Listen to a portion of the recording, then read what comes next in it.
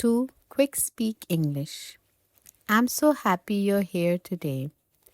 Today is a very special day because today we are beginning something new. Welcome to our brand new series, Slow English Stories. In this series, I will tell you relaxing, emotional, and interesting stories using slow and easy English. These stories are made for English learners from all over the world. So don't worry if you don't understand every word. Just relax, listen carefully, enjoy the story, and little by little your English will become stronger. You can listen while you're drinking coffee, walking outside, studying, or getting ready to sleep. Learning English doesn't have to be stressful. It can be peaceful. It can be beautiful. And that's exactly what we are going to create together. So, take a deep breath, get comfortable, and let's begin our very first slow English story. The letter that arrived 20 years late. Have you ever received something that changed your life forever? Sometimes it isn't a gift. Sometimes it isn't money. Sometimes it's only one letter. This story begins on a quiet Monday morning. Daniel woke up at 7 o'clock. He stretched his arms. He looked out the window. The sky was gray. Rain was falling softly. It was the kind of morning that felt slow, peaceful, almost sleepy. Daniel liked mornings like this. He walked into the kitchen. He boiled some water. He made a cup of hot tea. The warm cup felt good in his hands. He stood by the window, watching the rain, watching people hurry to work. Everything seemed normal until someone knocked on the door. Knock, knock, knock. Daniel looked at the clock. 7:15. That's strange, he whispered. Nobody ever visited him so early. He opened the door, but there was no one there, only a small white envelope. He looked left, nobody. He looked right, nobody. The street was empty. The only sound was the rain. Slowly, he picked up the envelope. It looked old, very old. The paper had turned yellow. The corners were worn. It felt as though it had traveled through many years. On the front, there was only one word, Daniel. No address, no stamp, no return address, just his name. His heart began to beat faster.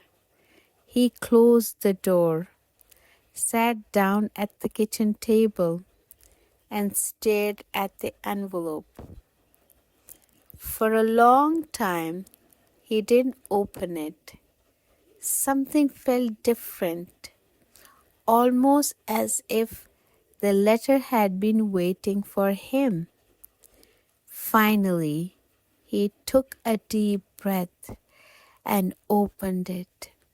Inside, there was only one piece of paper, one sentence. I'm sorry I never came back. Daniel froze. His hands started shaking. He knew those words. He knew that handwriting.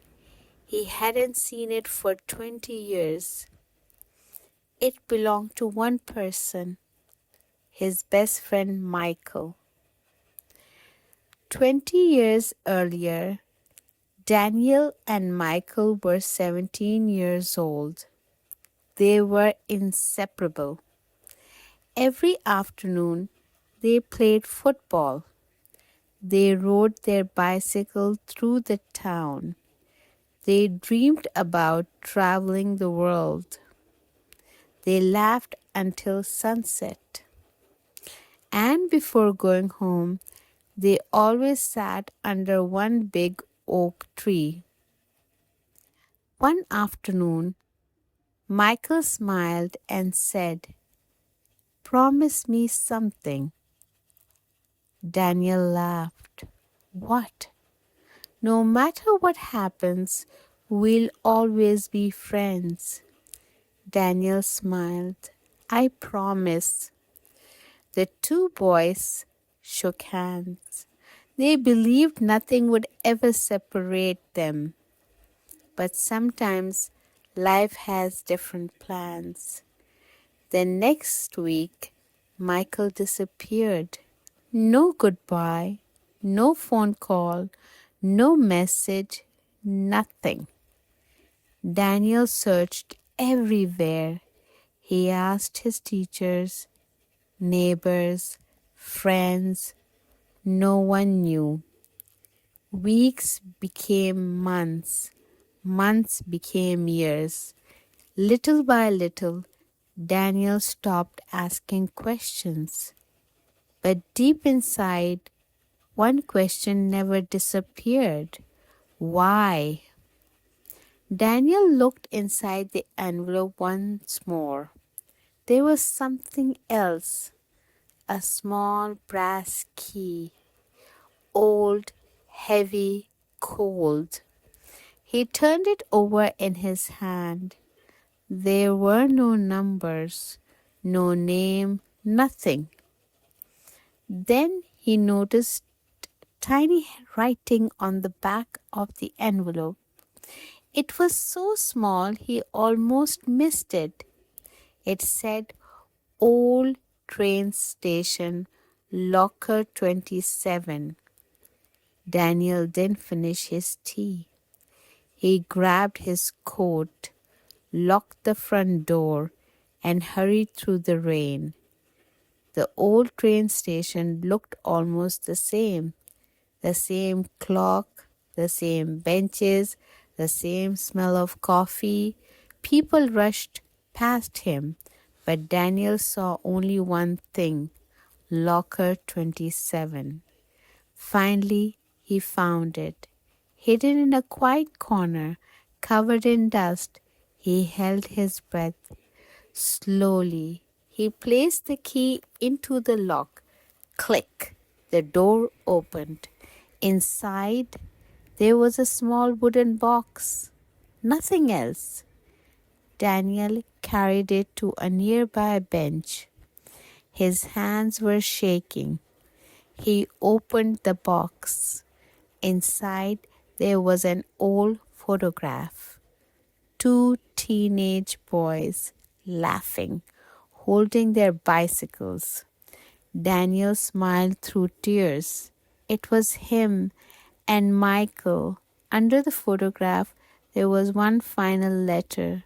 He unfolded it carefully. The paper was soft with age. It read, "Dear Daniel, if you're reading this, then life has given me one last chance to speak to you.